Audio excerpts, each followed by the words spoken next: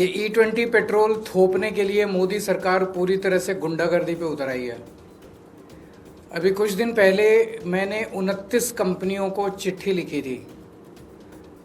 ये 29 वो कंपनियां हैं जो हमारे देश में मोटरसाइकिल बनाती हैं, स्कूटर बनाती हैं, पेट्रोल पे चलने वाले टू व्हीलर बनाती हैं, पेट्रोल पे चलने वाले फोर व्हीलर बनाती हैं, कार बनाती हैं, एसयूवी बनाती हैं।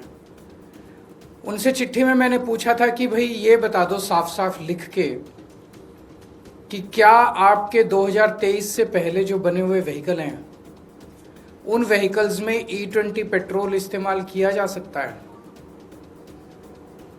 अगर आप कहते हो हाँ किया जा सकता है, तो अगर हमारी गाड़ी E20 की वजह से खराब होती है तो उसको रिपेयर करने का हर्जाना आप दोगे।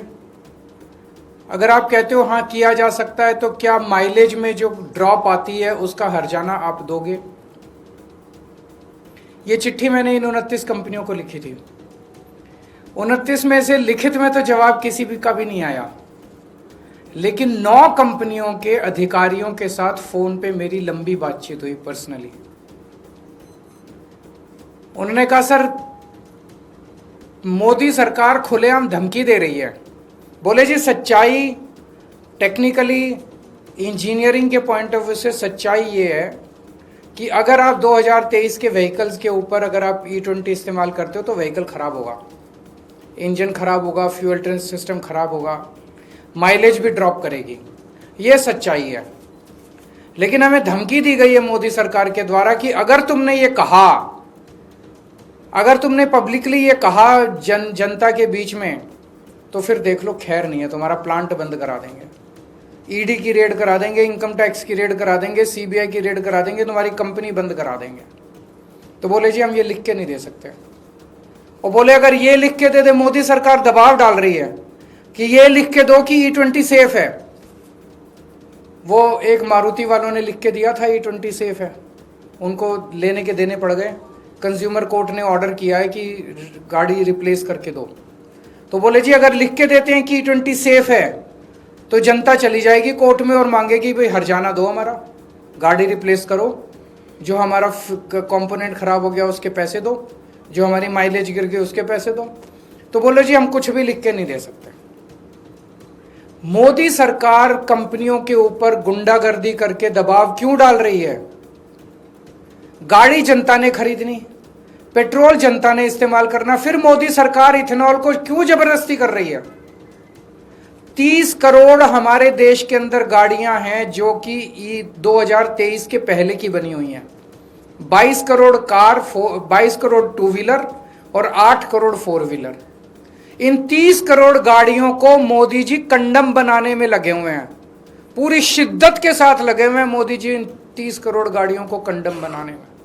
क्यों? क्या इंटरेस्ट है मोदी जी का? इथेनॉल पेट्रोल से महंगा है, इथेनॉल की कैलोरीफिक वैल्यू कम है तो माइलेज कम देता है पेट्रोल से। इथेनॉल से कोई फॉरेन एक्सचेंज नहीं बचती, अब तो इतने बड़े बड़े आर्टिकल आ चुके। इथेनॉल से कोई किसानों का फायदा नहीं होता, इतने बड़े बड़े आर्टिकल आ चुके।